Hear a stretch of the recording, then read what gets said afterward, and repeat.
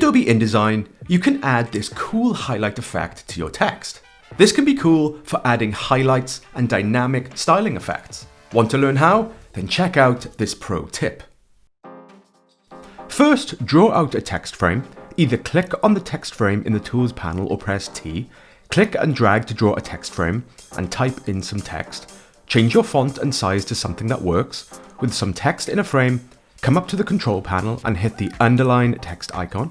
With the text still selected, come down to the Character panel, click the top right menu and click on Underline Options.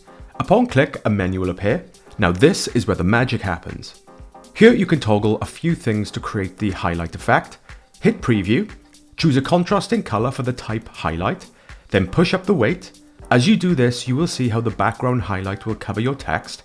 As well as pushing up the weight, you will also have to tweak the offset to properly align the highlight effect with the text.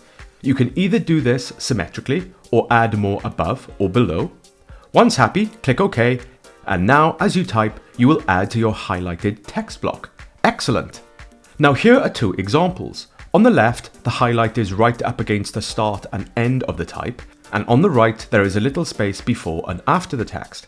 The downside to highlighted text in InDesign is, as of making this video, it's difficult to extend the underline before or after your text without using the spacebar. If you want to get an example like this one on the right, you will have to add a manual space before and after your text line. If you come up to type, scroll down to show hidden characters.